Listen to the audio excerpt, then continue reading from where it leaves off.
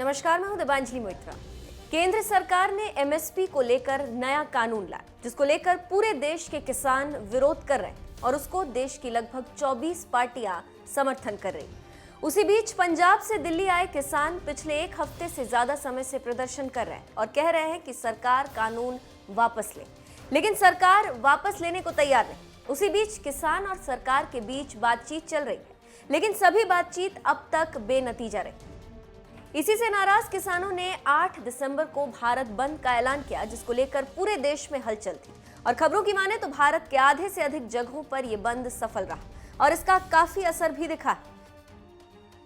नुकसान के बारे में बताते हुए सीआईआई ने अनुमान लगाया है कि एक दिन के बंद से देश की अर्थव्यवस्था को तुरंत के तुरंत 25 से 30 हजार करोड़ रुपए का नुकसान हो जाता है। सीआईआई का कहना है कि भारत बंद खत्म होने के बाद सेवाएं तो दोबारा शुरू हो जाती, लेकिन बंद के दौरान जो नुकसान होता है उसकी कभी भरपाई नहीं हो पाती। इसे इस तरह से समझे कि कोई होटल या रेस्टोरेंट एक दिन बंद रहा तो उसका उस दिन हुआ नुकसान अगले दिन नहीं भर सकता, उसकी उस दिन की कमाई तो चली ही गई। तो अब आप समझ सकते हैं कि एक दिन के भारत बंद से कितना नुकसान हुआ। यहाँ पर एक बात बताते चलें कि किसानों के मसले पर भारत बंद को लेकर कांग्रेस और बीजेपी का रुख समय समय पर बदलता रहा। अपनी सरकार के वक्त कांग्रेस ने जहां इस मसले पर भारत बंद का विरोध किया था, वहीं बीजेपी इसके समर्थन में थी।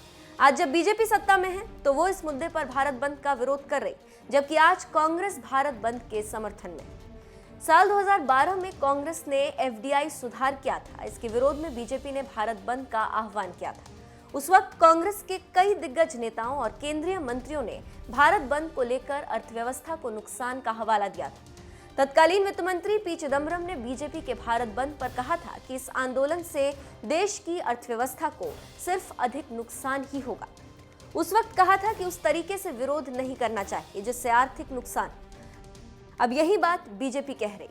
कृषि कानूनों के खिलाफ किसानों के भारत बंद को विपक्ष के समर्थन पर बीजेपी अब हमलावर।